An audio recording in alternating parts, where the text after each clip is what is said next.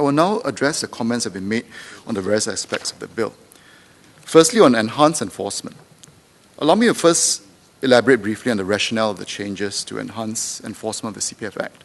Let me assure the members of Parliament, specifically Professor Eugene Tan and Dr. Chia, that compliance with the CPF Act is high, and the number of non-compliant employers remain low relative to the total number of employers.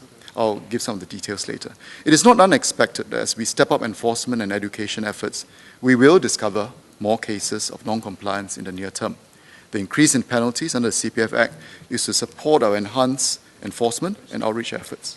So we will not hesitate to take actions necessary to recover contributions owed and impose penalties to ensure sufficient deterrence against future offences.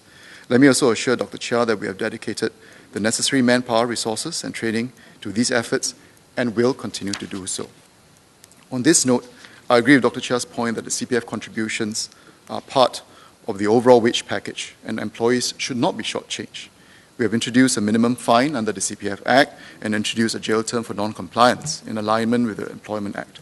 These measures, combined with the doubling of penalties under the CPF Act, mean that penalties under the CPF Act have been enhanced significantly and are not trivial as they apply on a per-charge basis.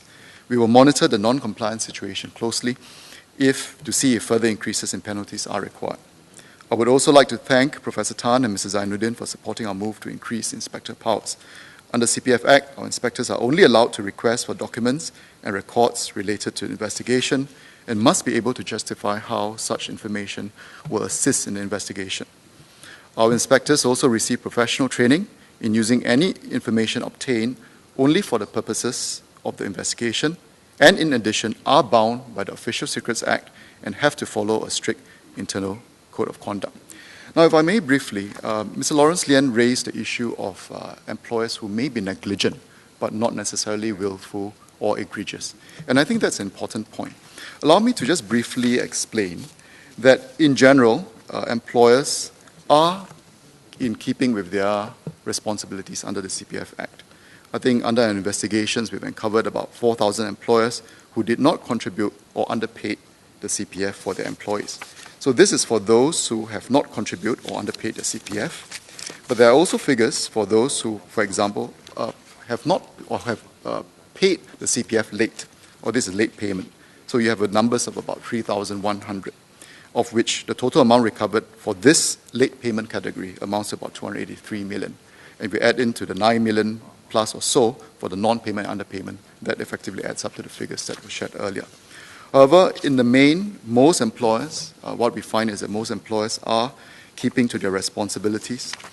And for the minority that are not, I think that's where the actions will take place. So the degree of compliance has actually remained fairly stable over the years at about 3% of total active employers in the CPF board's database in a given year. 3% have displayed non-compliance, and that has remained stable. Total contributions recovered for non-payment, underpayment and late payment has also remained fairly stable at about 1% of total amount of contributions collected by CPF board at a given year.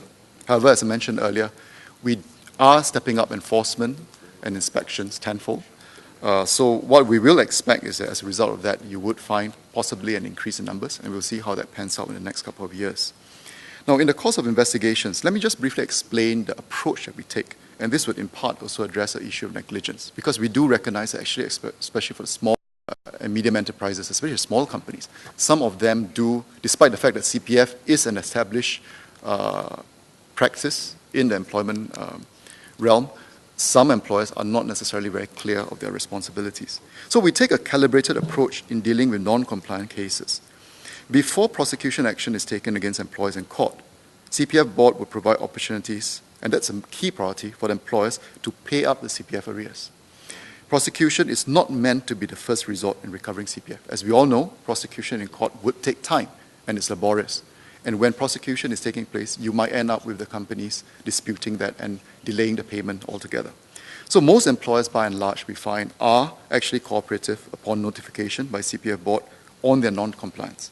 Nevertheless, defaulting employers are still required to pay late payment interest for violating the CPF Act and composition sums, which will be doubled from $500 to $1,000 on a per-charge basis, and this will be imposed.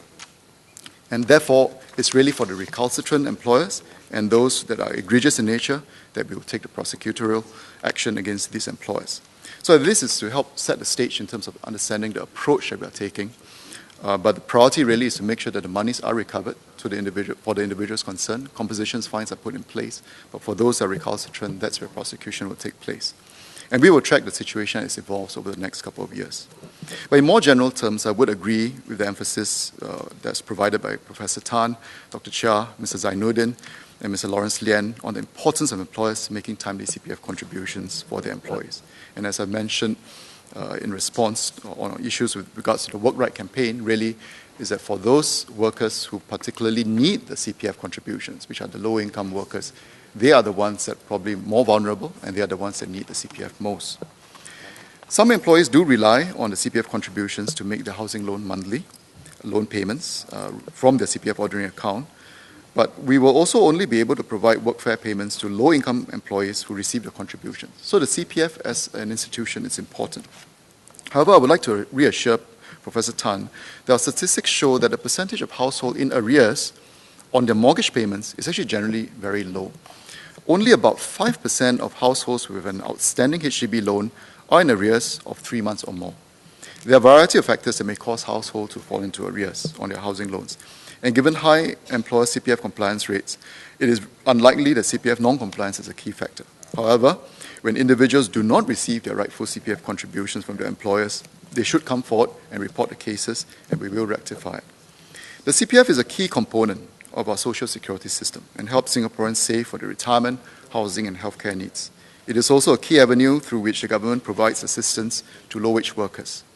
Through the CPF, Singaporeans gain access to a range of schemes targeted at benefiting lower-income Singaporeans, such as the Workfare Income Supplement, or WIS, Workfare Training Support, WTS, and the 1% extra interest paid on the first $60,000 of the CPF balances.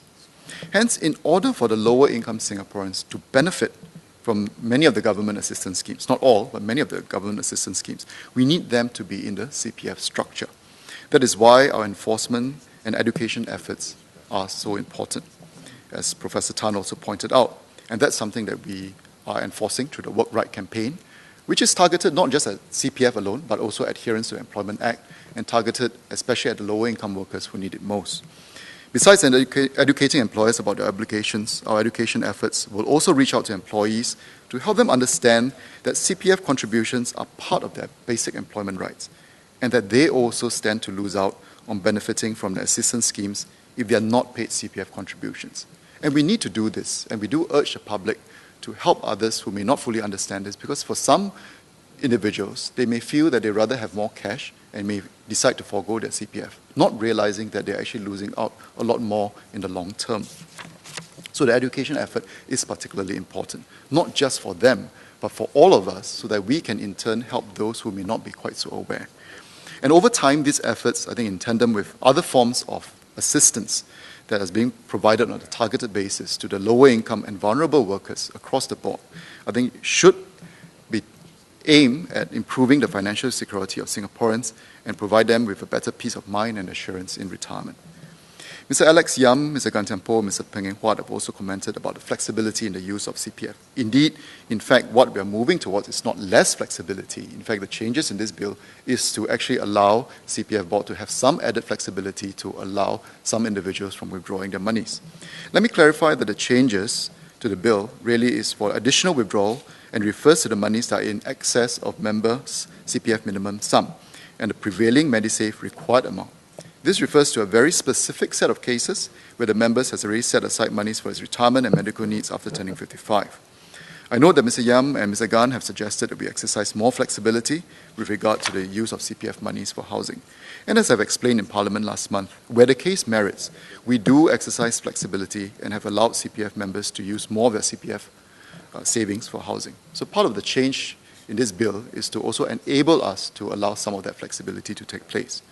Nevertheless, I think it's important to reiterate again that it's important for us to be prudent with our CPF monies, especially as we're going to live a lot longer, and also with regards to using it for property purchases, so that we do also, apart from meeting our housing needs, have adequate savings to last through our retirement as well. Let me also acknowledge two other points on withdrawals. First, Mr. Zainuddin's concern on education loan scheme repayments. Most students repay their loans on time. However, in the case of default, CPF Board may take recovery action against students to ensure that loans are repaid, so as to safeguard the retirement savings of the lender, and in most cases will be the parents. It would not be fair to the rest of CPF members if the board were to bear these recovery expenses. However, the board has the flexibility to waive the repayment of expenses depending on the circumstances on each case. Secondly, Mr. Yam's concern that permanently disabled members should access to their CPF savings quickly. I assure you that my colleagues at the CPF board try their best to process applications for withdrawals of CPF savings on medical grounds expediently to ensure that eligible CPF members can get access to their savings as quickly as possible. Nevertheless, I think we are open to suggestions on how processes can further be improved on this and on in other areas.